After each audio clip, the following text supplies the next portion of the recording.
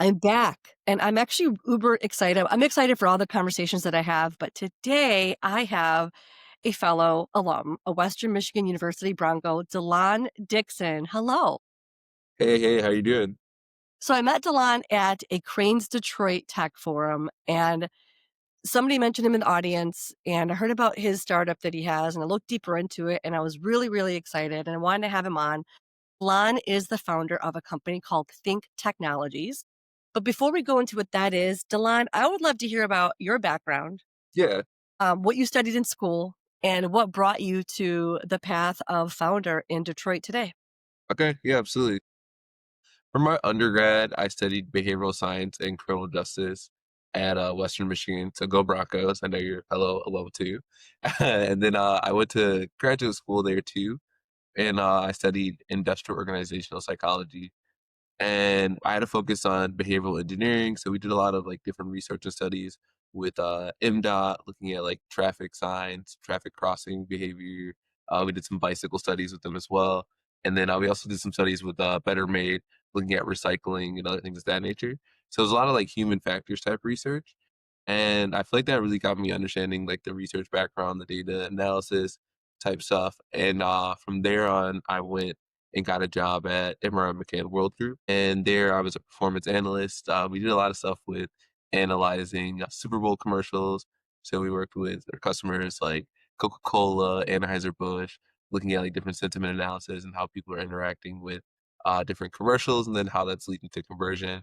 And then from there, I worked at a tech company called Dynatrace, which I really learned more about like how the internet works, Mhm.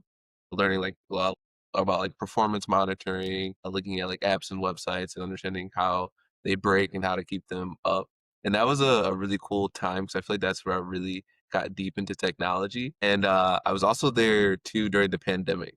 And so that was like where the whole world went from this big shift of doing things in person to almost doing everything online. And so that became a really critical software to make sure that their websites and apps are working as expected. So I learned a lot there, and that was a good time. And then I left there and went to a tech company called Glassbox, where we work with a lot of financial institutions, Mm. helping them optimize their experiences, catch fraud, and leverage AI and the latest technologies. And there is where I actually got really involved with AI, and I helped build out the tool called the Glassbox Insights Assistant, which helps many large Fortune 500 companies find more details around how they can fix their products, optimize them, and catch fraud. So after I did that, I was just like, well, if I could build out something that can really help out these large enterprise companies, I could probably build something out for the city of Detroit, or that can help out startups and small businesses here. And so that's when I started Think Technologies. That's pretty great roadshow of a description. Thank you for that. No, what I like about that is every single step of the way in terms of where you worked, you took another nugget of knowledge and another understanding of an area. I would love we're gonna talk a lot about AI during this chat as well, but one thing I'm wondering during your days of behavioral research, you said you did some stuff with MDOT. Do you have any inside baseball as to when or not we're gonna get a train from Ann Arbor to Traverse City? We said it, I have no idea. That was years ago. But no, I have no idea. Hopefully it's soon though. I'm looking forward to right? it. Yeah, because I know that the Michigan Central News happened with they're working on getting a train connecting Chicago, Detroit, Windsor, which is awesome sauce. And Yeah. I know that there's been discussion of there's the train lines are there. The train lines, of course, they have to update the train lines between Ann Arbor and Traverse City with the speed of the train, so on and so forth. But that's kind of what I'm holding out for because that would just be gnarly to be able to hop on a train in Detroit and go all the way up to Traverse Yeah, City. because that drive is tough on a Sunday in the summer, driving there or back. Like, oof. Oh, coming back. If you haven't been to Michigan, you should in the summer. It's the place to be. But when you're coming down south on 75, it's just you see all the boats and you just one time this summer, a bunch of us just got out of our cars and we're just hanging out because there was construction. But let's talk about AI deeper if you're cool. And first things first, it's 2025 and a lot of folks are afraid of losing their job to AI. No matter what circle you're in, I'm sure you're reading about it.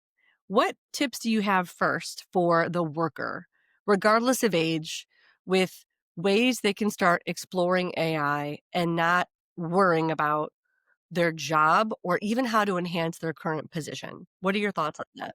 Yeah, so I would say the biggest thing, like just the highest level is like don't be afraid of it and don't be anti-AI, at least in work.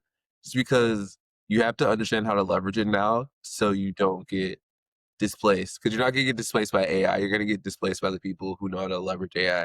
So it's There you really go. important that you understand how to leverage it just at the base level because that's gonna be the future of work in general. And to start, I would recommend just opening up like Gemini or ChatGPT or any other like the large language models that are popular and just start asking some questions, maybe try writing an email or even ask it how you can apply AI to your current role with the existing tools you have. I know a lot of companies right now have specific AI policies and guidelines on how it could be used, so make sure to be careful about that and even learn about those too. And if your company doesn't have that yet, that could be an opportunity where you could really prove your value or your ahead of the curve by saying, "Oh, let me help you guys create an AI policy so we can have some like ground rules on how we can leverage it in the business." Let's talk about think technologies now. So the individual worker, they can improve LLMs, how they work with it, research deep agents, especially with ChatGPT. How can and how does think technologies today integrate with teams and corporations to better enhance what they're doing from an AI perspective? Yeah, so I would say there's 3 different core services that we provide for businesses or just organizations in general. Hmm. I would say the first one and the main one that we do is we build out AI tools, platforms, and solutions for a customer. So a customer could potentially have this idea of like, "Oh, maybe we really think that we could have a better inventory management system, and we would really want it to have these capabilities, and we think AI could really add value to that." So what we would do is we would build out that system from the ground up, or we would use existing tools and integrate AI into those existing tools to help meet that customer's needs. So whether it's automating a process, creating more enhanced data analysis, or just adding some cool features to a product, we could help a business do that. The next thing that we do quite often with businesses too is teaching them how they can leverage their current existing AI tools. So, say a company is using Copilot right now, and their marketing team doesn't really use it or know how to use it. We would go into that organization, look at some of the use cases that their business does, and then we do a whole workshop or training series to let them know how they can get more value from Copilot and understand like the best practices to use that tool. And then, we also do a lot of different AI events too. So that was one thing that we talked about before around the AI hackathon. So we recently had a OpenAI partnership, and we actually had a hackathon with them too in the city to see what everyone in the city was building, see how we could all come together and learn more about how we could be taking advantage of this technology, and also just put a spotlight on some of Detroit's great builders and the Detroit tech scene too, so they can get a little bit of that Silicon Valley feel here. Love that. And the interactions you've had with companies now through think technologies, without naming clients and industries, can you provide examples of some of the work that you've done with some of your clients? Yeah. Generally, we talked about inventory management. For folks who are watching this now or later, would love to give them some ideas that they can noodle in terms of how they can bring you guys in and engage the team with their current workflows. Yeah, I would say one thing that is really cool that we built out is actually a system. This is a tech incubator, so it's like a group in Detroit that brings together a lot of like founders or people who are interested in tech or want careers in technology. And so what we did is we actually built out an AI powered assistant that allows them to find the resources that they need without having to interact with the real person. So they can go to this website. It's an app as well too. And what you can do is say like, oh, I'm looking for a mentor in software engineering. I want to grow my career software engineering, or I want to figure out how to start a career in software engineering. And what it will do, it'll give you a list of people that you can reach out to get mentorship from. It'll tell you about different programs that are going on around getting certifications in software engineering or where to begin. And it also teaches you about different funding opportunities to help you along your journey. And that's something where it could be like if you're a startup founder and you're looking for funding, or if you're tech curious and you want to learn more about a specific industry, like maybe cybersecurity or software engineering, or even like marketing, things of that nature, you can find it there. And we've also had quite a few people find different co-founders too. So they're like, oh, I really need somebody who can do this at my business. You can go to that tool and then you can find more resources there. So that's like one just example that we were able to use AI to really capitalize on saving this organization time and also helping the masses. And this has around 1,800 users right now. Okay, make sure I get the link, after this call. And how many folks right now are part of the Think Technologies crew? So we have our 6 core members, and then we have a lot of interns coming in and out. But, yeah, it's cool. We've really, like, solidified the core 6 members. We got people from, some people from Yale, got some people from other, tech companies in Detroit, like Dynatrace and, Rocket Mortgage. So it's cool just everybody coming together to really start this up and make a big difference in the city. Because like, our core value is really just to make sure everyone's adopting AI and getting the value from it and understanding how they use it so no one gets left behind. Would you, if you had a chance, I know put you on the spot, but part of why I'm doing these talks and not just with me discovering really new cool things, but also letting folks outside of where we are know what's happening in the region. Would you think about starting this someplace else? Like if you had the opportunity to move to another state or another city with the same concept, would you do it? Does it matter that it's here in Detroit? That's funny you say that. So that's actually a big part of my story. So in 2022, when I was thinking about starting this, it was like maybe a month or so after I had started it. I was gonna move to Brickell, Miami. Like I had my apartment and everything picked out, and there was the tech scene was really picking up there. And I met this guy named Johnny Turnage, who is the co-founder of Black Tech Saturdays, and he was like, "You got something really special here." He's like, "How incredible it would be if you could build this here in your own backyard and really just help with the tech renaissance in Detroit." And that was like one of the big things that really kept me here. And I was like, yeah, that's a big opportunity here because like Detroit was really starting to pick up a little bit more back then with the tech stuff, but it wasn't really anything crazy. And I was like, all right, well, yeah, this is an opportunity here where they could use my help in the city and we could really start something big. So that's one of the things that really kept me here, just because I was like, we can make a big difference. We can help out a lot of people, and there's no like specific AI company that has the foundation here in Detroit yet. So we could do that, and that's really inspired me. So I'm happy I stayed, and I feel like it was really good for my business, my team, and the city itself too. And I ask because as I've explored, it is really interesting to see what other cities and states are doing to woo, you can say woo, sway, court, date people to physically go to their state. I mean, Michigan's doing it too with Yeah, the Michigan campaign, the Michigan Growth Office. I know that there's tons of efforts to get folks to move or stay in Michigan. So I was curious what your perspective was about whether or not you wanted to leave or what made you stay.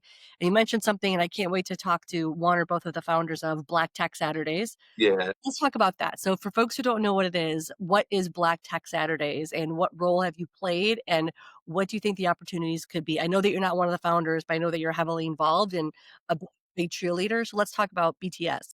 Yeah, absolutely. So BTS is a tech incubator in Detroit. I feel like it's you could call it an ecosystem too. It's really just a community where people in Detroit come together that are interested in tech, that are working in corporate tech or founders or startups, or that are just entrepreneurs in general. Like it started off with the tech focus, but they also have a heavy focus too in just general businesses as well. They put together a lot of events and programs that help people get started with their business, accelerate their business, and take that next big jump. And I feel like one of the biggest things they do too is really amplify people's stories. And that's something that we are lacking here in Detroit. Is there's not enough storytelling around the different tech businesses. So I feel like that's a big opportunity for them and a lot of other companies here in the city too, is just to tell more stories because there's a lot of great stuff going on. But if no one hears about it, then the investment isn't going to come here. We're not going to bring more attention here. So we really got to get those stories out of there. But with Black Tech Saturdays too, we've helped them with a lot of their technology back end work. I went to their first Black Tech Saturday session they had at New Lab Michigan Central. That was a couple years ago, but it's just really cool to see how like fast it's grown and how impactful it's been too. It's changed my life. I've seen it change other founders' lives, and it's amazing work for sure. Let's talk about one of my favorite Kendrick Lamar songs, and it's Humble. Okay, yes, absolutely. Okay, and I want to talk about the word humble. I hear a lot about Midwest, Midwest nice. I'm on the fence with Midwest nice. I think that might vary by state. But I want to talk to you about the word humble. And I Mhm. want to get your perspective on are we humble? Are we too humble? Or is it a matter of people are more confident than folks assume in Michigan, especially Detroit too, where they're humble, but maybe they don't have the place to amplify, or maybe they are humble. Really curious on your POV because your journey started in 2022 when you thought about going down to Florida and then you stayed and you've met so many founders. And what I see is such a confident, amazing group. I was just at an event with Lauren yesterday. What are your thoughts on that humble definition when it comes to founders and startups here in Detroit? Yeah, I would say, I guess you could say the Midwest nice or just like people don't want to just like brag too much. But I feel like that was one of the hardest things that I had to adapt to is you really have to talk your stuff, like talk about what your business is doing. If you guys have a win, you have to share it on social media. You got to be bringing that up in conversation. And I know a lot of people here, less in like Detroit in the Midwest, it's like it's annoying to always be talking about yourself or always sharing all that stuff. But that's a big part of being a business owner and entrepreneur. And the more you talk about that, the more visibility your business will get, and the more visibility the city will get too, which ultimately benefits all of us. It's true. And you mentioned that there is that city overflow. And one thing I'm curious about, because the city is so important and the innovation in the city is so huge, I do wonder because there's Detroit. Even like when I was away for a couple decades, I was always I mean I was born in Detroit, but I spent my childhood in Metro Detroit. So I always talk about Metro Detroit. And I know we've incubators like Bamboo and other ecosystems like outside of Detroit, which is wonderful. What is your experience with what I call spillover? Meaning the folks who may not be living in Detroit proper or be hanging in Detroit proper, do you think that the metro area, the burbs and the areas like the Ferndales, the Berkeleys, the Birminghams, the Novis, do you think 2 things?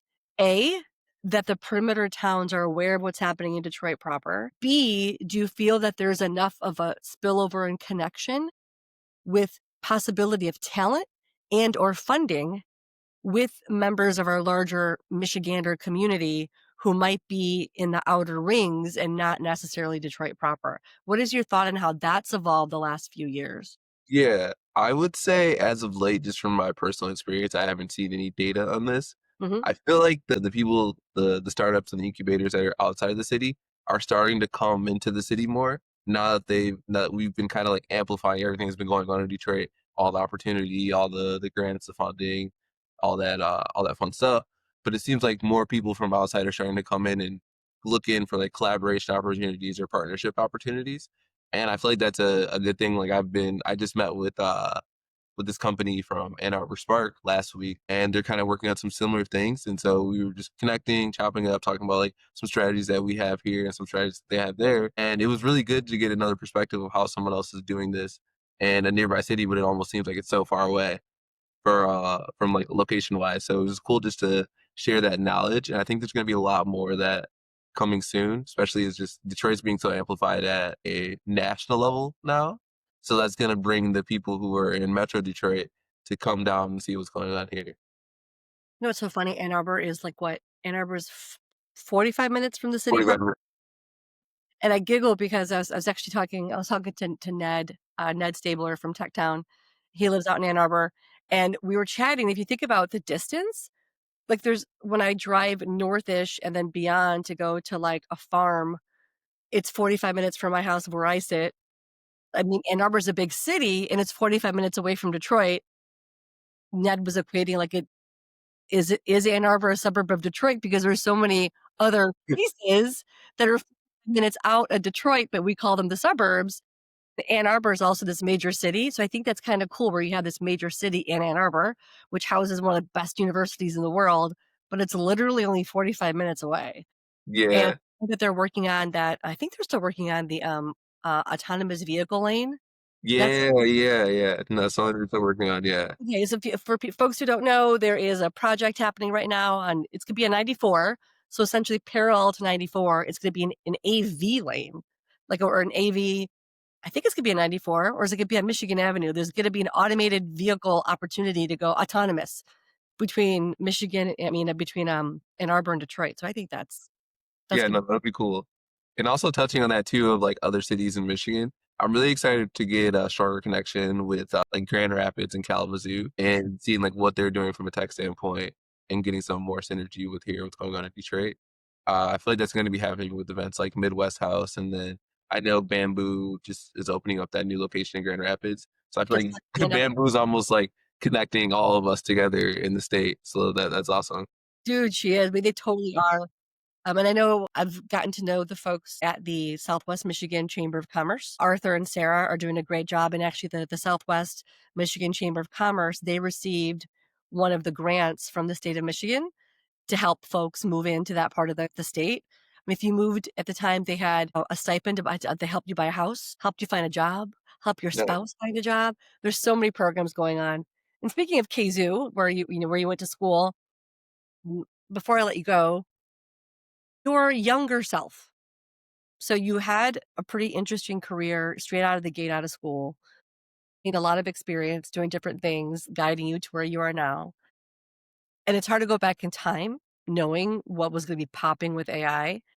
But two questions. One, yeah, would you change your path at all based on what you studied? Number one. And then number two, given how quickly everything is changing, what would you currently tell an undergrad student based on what you know of AI, what you know about technology and things have changed? What would you tell them in terms of what to study? So, two-parter. What would you tell your younger self? Would you change anything about your path? And number two, what would you tell a current student or someone about to go into college who's interested in AI a bit, and what do you think they should look out for and do as they study? yeah. What I would tell my younger self, definitely to worry a little bit less. I feel like I was so nervous about, like, what I was gonna actually do Yeah. after I finished school and, like, determining, like, "Alright, well, should I go to this grad school or should I stay here? What should I hyper focus on? What should I do my thesis on?" All that type of stuff, and it all kinda just works out, and I would also tell myself to just make sure you just experience a lot of different things. So, I worked at a lot of different spaces, had a lot of different types of internships when I was at school, and I feel like that really shaped the person I became today, and I was able to take pieces from each of those experiences and apply it to what I'm doing today. So it's just like the more you experience, the better you can understand what you don't like and what you really enjoy. And always just try to make sure you're carrying skills that you learn from one position and take that to the next. I also would say too is hmm, make sure you're enjoying the journey too. Cause school was tough and it was a lot and like you gotta worry about getting the good grades and make sure you're getting the internships and all that type of stuff. But I really feel like I was just, too concerned about what I was able to accomplish, and I wasn't even enjoying the process of doing so. Because right now, I feel like a big thing that I really changed in my life is enjoying the process of going through and figuring out how to do something, and that makes it even like, the journey even better, is if you're, like, falling in love with the process and falling in love with putting the work in and then getting the outcomes. So being patient too and staying consistent is something I'd really tell my younger self to do. And as a standpoint for the other question, it was can you repeat the question again? Sure. For someone who is in college right now, they're undergrad and they're really keen on and interested in AI in general, whether it's a career in AI, using AI. I've actually had the question said to me, someone's in school right now and asked if they should just pop out and drop out because I'm being honest because there's so many certifications you can get, and this person had said to me, "Don't worry, when well, I will not reveal your name." They had said to me that they are getting so excited about what they learn on AI use, and every single day there's a new thing that launches, whether it's Sora or VO3, Yeah. other items, they're getting more jazzed, which I can see because I feel the same way. They're getting more jazzed, learning about all these technologies and things to implement. And when it comes to their studies, they're like, wah, wah. They're really contemplating. And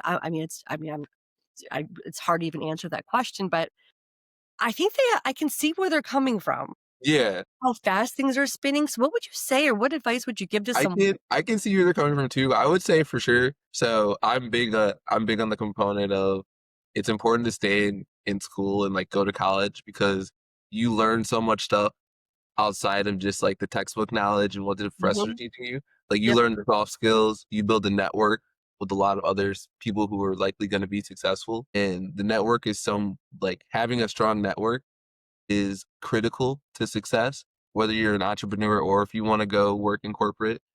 Like it's really important to see who you know, and also the experiences you have in college and at universities are really big too because it makes you almost makes you a more well-rounded person and you interact with different people that are outside of the norm who you typically be around.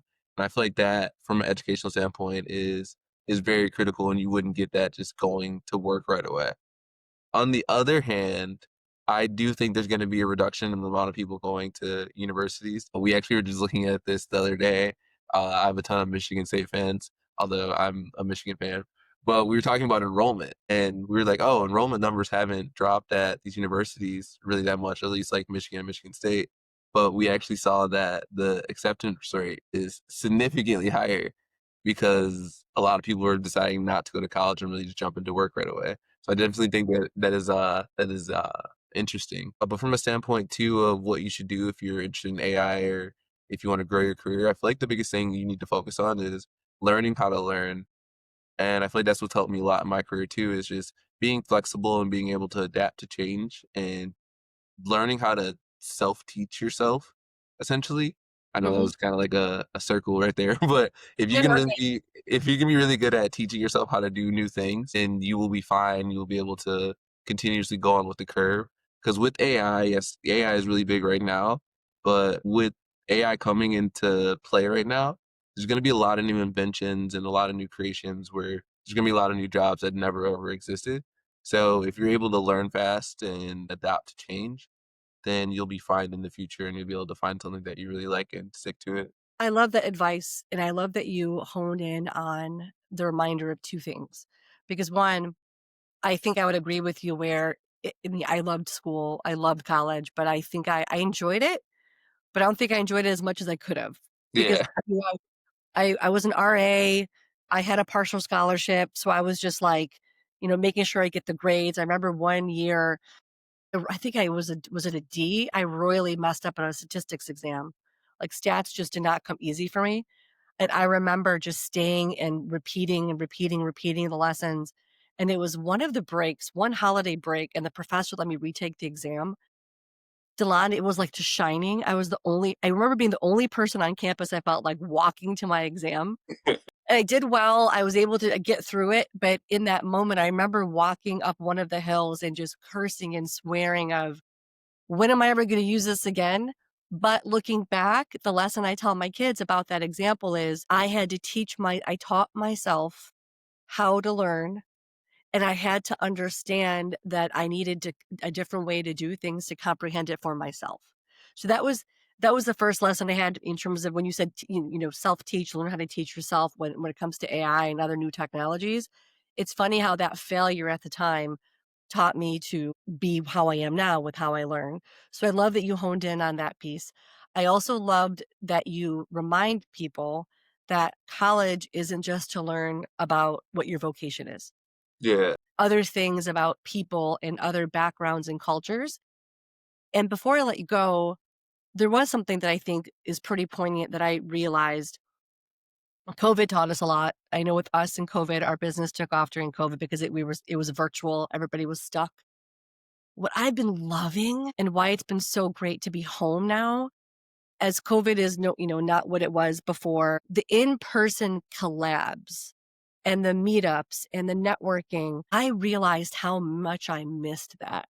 How Yeah. much I Yeah. missed, like, let's grab a coffee, let's grab a beer, or let's meet up at New Lab or Bamboo or one of many of the areas and just talk about something.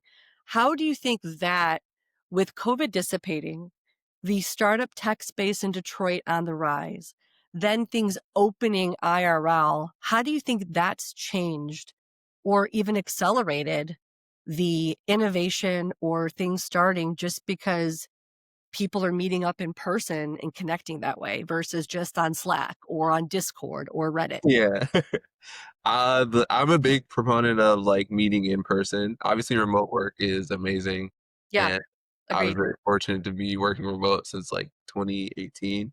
Meeting in person is really good for collaboration for two different like perspectives. So obviously, from a networking perspective, you have to talk to people if you're all in the same room together.